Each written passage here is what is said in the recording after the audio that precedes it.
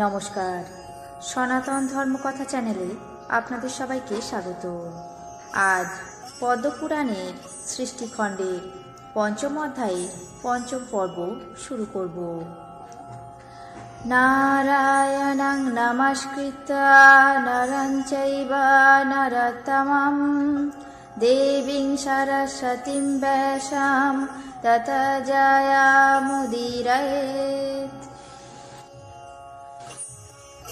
শ্রুত্রা রুদ্রস্তু তত্তর্ধাং পত্না নাসাসু দুঃখিতাঃ হন্তুং যজ্ঞং ধীরভবৎ দেবান্নামিহ পশ্যতম গণাকটিः সমাদিষ্ট গ্রহ বৈনায়কাস্তথা ভূতপ্রেত পিশাচশ্চ দক্ষ যজ্ঞ বিনাশনে তৈর্গত্वा বিবুধাः সর্বে যজ্ঞে নির্জিতা নশিতাः হতে যজ্ঞে তদা দক্ষ নিরুৎসাহ নিরুদ্যমः উপগম্য বভৃত্রুস্ত দেবদেবং পিনাকিनं নাগতः সি ময়া দেবদেবানাং প্রভুरीश्वरः त्वमस्य जगतः धीशासुरा सर्वे त्वया जिता कृपं कुरु महेशान गणान् सर्वान् निवर्तय गणैः नानाविधैः घोरैः नानाभूषणभूषितैः नानावदनदन्तौष्ठ नानाप्रहरणादत्तैः नानानागेन्द्रछन्दष्टजटाभारपशोभितैः सुदृढधत्त दर्पढैः घोरैः घोर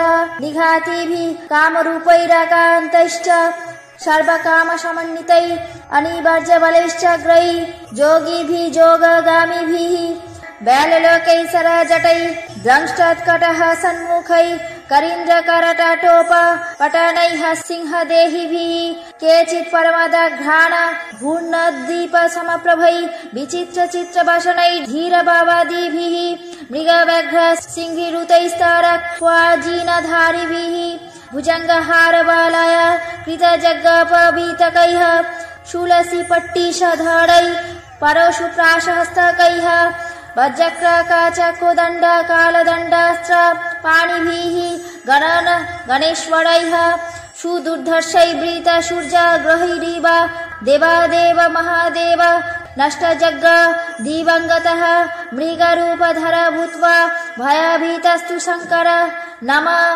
শঙ্খাবদেবায় সগানায় সনন্দিনে। অর্থাৎ রুদ্র সেই বৃত্তান্ত শুনে পত্নী বিয়োগে দুঃখিত হলেন। দেবগণের সামনেই দক্ষযজ্ঞ ধ্বংস করতে তার অভিলাষ হল।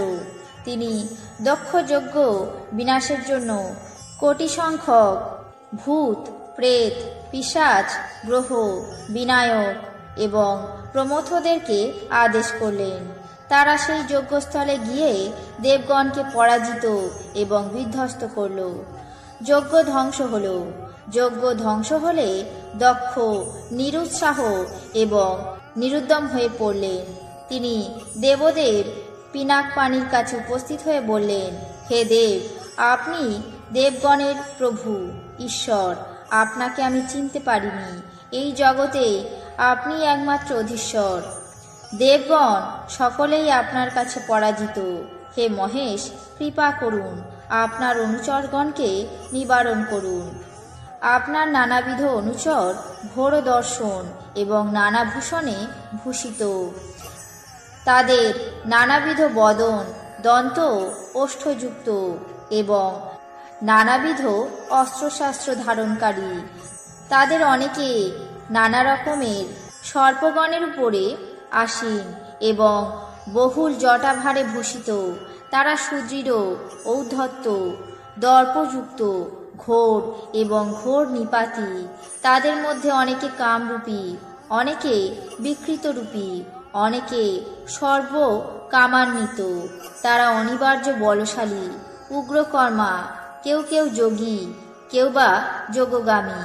তাদের কেউ কেউ বিলোল কেশর এবং জটাশালী, কেউ কেউ দন্ত উৎকট সহাস্যমুখ, কেউ কেউ করিন্দ্র করটা, বিপাটন পটু, সাপট সিংহ দেহধারী, কেউ পরমৎপানে ঘূর্ণিত দ্বীপের মতো, কারো কারো বসন চিত্র বিচিত্র, কেউ কেউ ধীর এবং ধীরবাদী, কারো কারো গর্জন মৃগ ব্যাঘ্র এবং সিংহের মতো, কেউ কেউ তরক্ষু চর্মধারী, কেউ কেউ ভুজঙ্গ দ্বারা হাড় বলয় এবং যজ্ঞ উপবীত পড়েছে, কেউ কেউ শূল, অসি এবং পট্টিস ধারণ করে আছে, কারো কারো হস্তে পরশু, প্রাস, বজ্র, ক্রুকচ, কোদণ্ড এবং কালদণ্ডাস্ত্র শোভা পাচ্ছে।